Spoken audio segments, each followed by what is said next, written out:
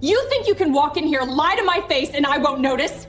I built this office, I signed the checks, and you steal from me. I didn't, Miss Harlow. I swear I didn't. I was just cleaning and... Don't you dare stammer another excuse. I can smell the truth and it's reeking off you. Sign it now or the trial stops tonight. Think about your little girl. The paper lay on the desk like a verdict, and Moloch's hand hovered above the line that could save Ava or erase him. Across from him, the billionaire CEO's face was calm, almost bored, as if she were negotiating a merger, not a father's soul. In the next room, Ava finally breathed without fighting, unaware of the bargain closing over her. This is the story of how a powerful tycoon rescued a black single dad's dying daughter only to claim his future, then vanished. Welcome, story lovers. Where are you watching from? Hit the like button and drop your city name in the comments so we can see how far our story travels. Malik Johnson lived by alarms.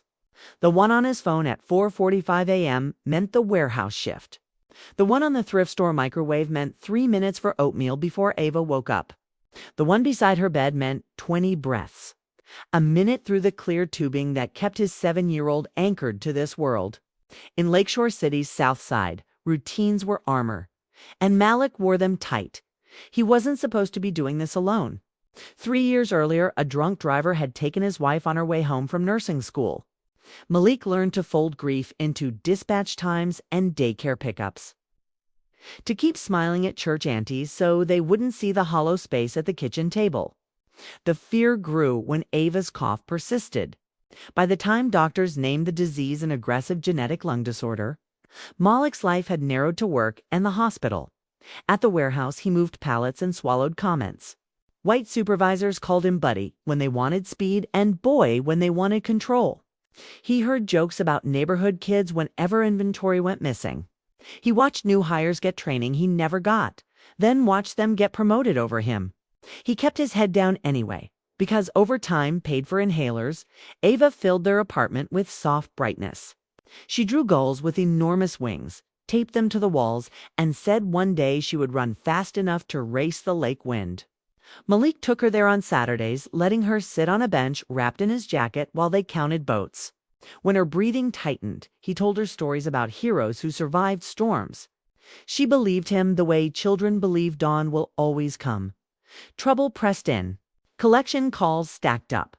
The landlord's patience thinned.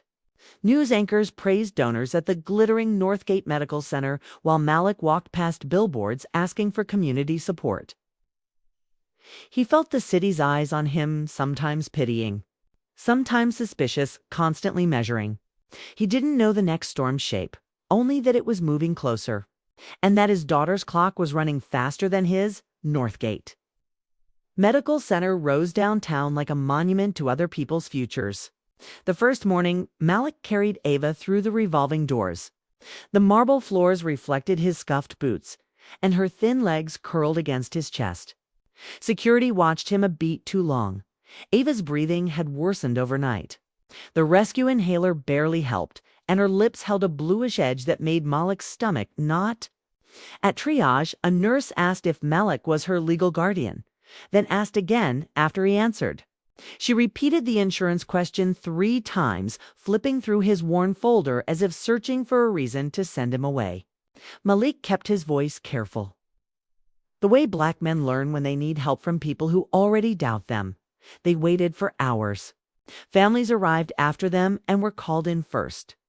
Malik watched the clock above the fish tank slide past noon, then 2, then 4. Ava dozed against his shoulder, waking to cough in small bursts.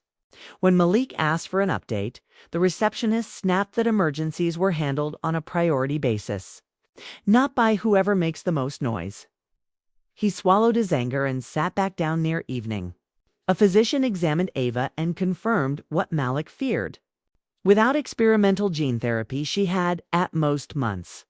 The treatment was available in Northgate's private trial wing, funded by the Tallinn Foundation, a corporate philanthropy famous for its ads about equal access.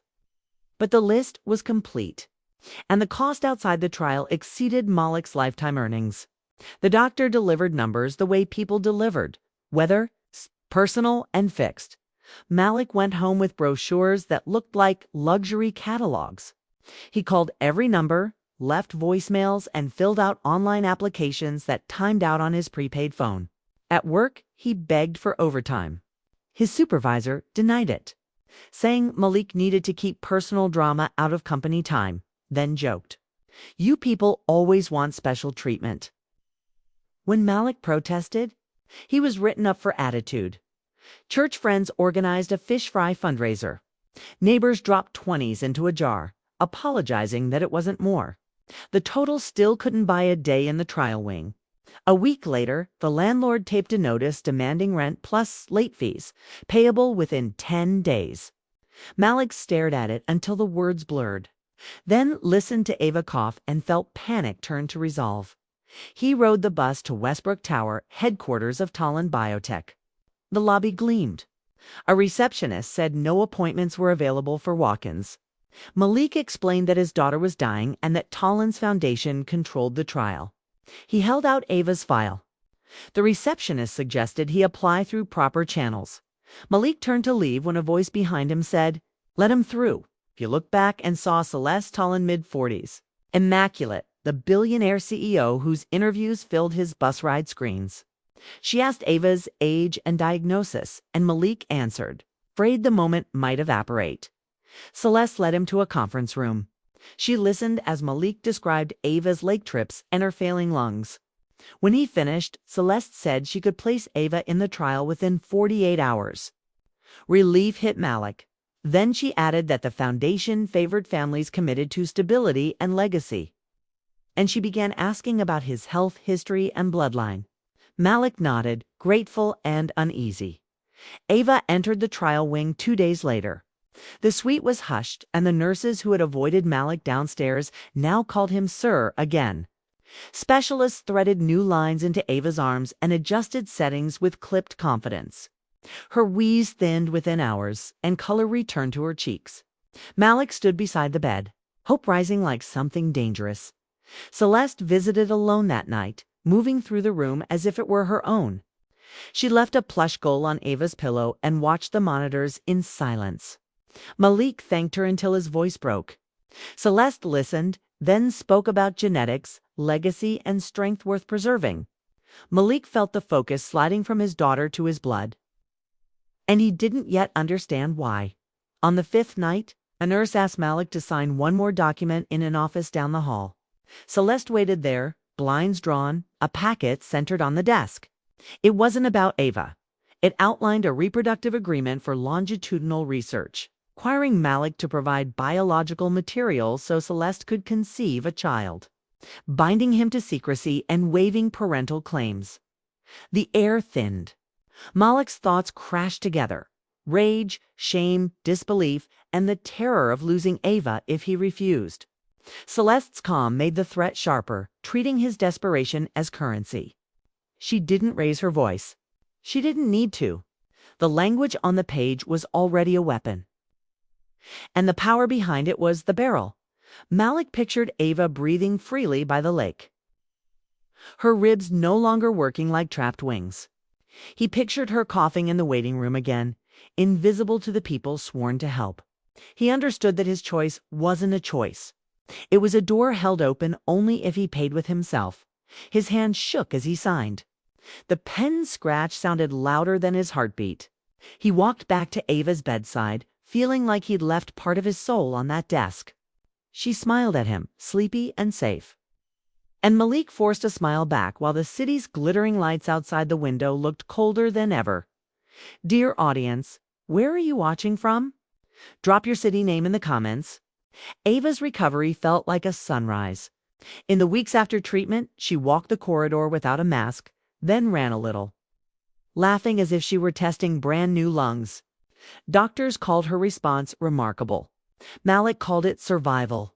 He kept the private follow-up appointments Celeste's staff scheduled, riding across town to a discreet clinic where forms waited and faces stayed blank.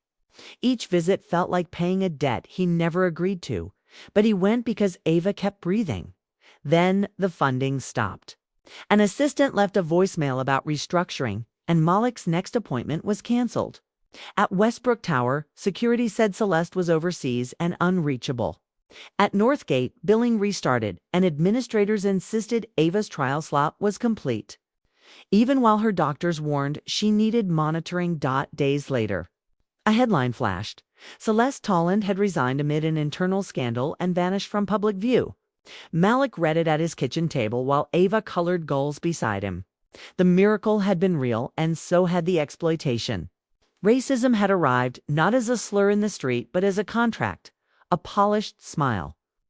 A system that turned Black survival into leverage. Malik refused silence.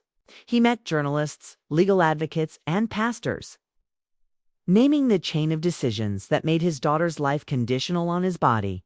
Ava, steady on her feet now, stood with him at a rally and spoke about every child's right to breathe. Malik ended with a question that still burns. How many saviors are really buyers? And how long will we let them shop for our lives?